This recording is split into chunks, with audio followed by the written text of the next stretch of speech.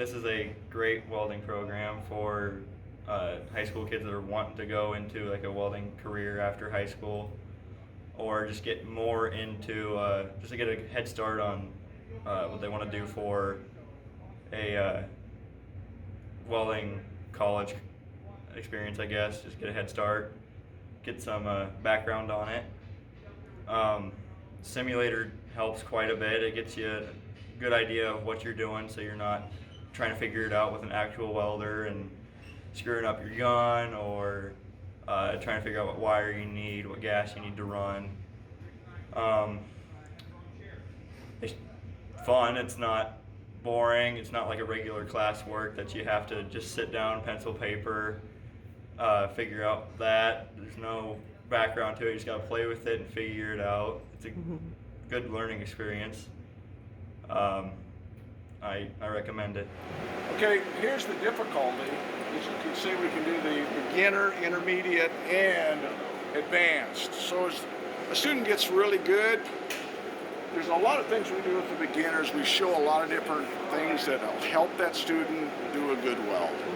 So then we can take out the intermediate and we can disable the guides. We can maintain the previous, we can change the values. And again, we can disable the guides. So we go to next. Now we're working on all these particular welds gives us an option to work with. One of them is we do a lot of T-welds, lap joints, butt joints, pipe to pipe, and actual just regular beads. But we all, like I say, those are the generals that we do here also. So it matches up really well. So we're just going to do a 2F, which is just a flat T-weld. So we'll get that. We're working with carbon steel, but it also gives us an option to work with some other products. So we teach all of these, but we'll just stay in the carbon steel. We're going to work with 1/4 inch bead as opposed to an 1/8 inch. And we're doing gas metal arc welding. And we're running this particular type of wire. We're going to run 035. We're going to run argon CO2. We're going to run a 4-inch weld, and we're just going to do one pass, okay? We're going to do a straight weld, we're going to do a continuous weld, and we're going to push it. So this tells all the perimeters, so the student gets some experience also what it should look like. So this is a really good step of all those different things. And at that point, ready to start the exercise,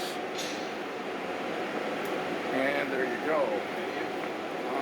We may have to hit the AR button and line it up with the signal. Hey, great. Now what they're going to do is push the weld, and they'll start with this little blue area, and they'll go right along. And there's a lot of things are grading it right now, is how close they are to the work, gun angle, and then there's some blue lines that are also helping with the travel speed. So they can get all those facets down to a pretty good science. So they're zipping along, doing a pretty good job, and like I say, these are just one particular process of this. Okay, he's done. Now he just hits the cancel button. He gets to view the results. And he got a 97. We put a target score of 90 on this particular one. So with the 90, now we know that we can do something different with that particular student. They've done a pretty good job. They've got all the things that we're looking for in that regard. So he's done the work angle. He did good. He got a 98 on that. The travel angle was a 94. He could work a little bit on that. The contact tip to work distance is 97. The travel speed he did great at 98. The aim was even better at 99. So there's a lot of good things that he did with that. Now what we can do is we can go up and we can do the student and replay it. So we can say, okay, here's what you did or not did or whatever. now we can go over and look at the graphics. We can bring it down, and we can look at it all different ways.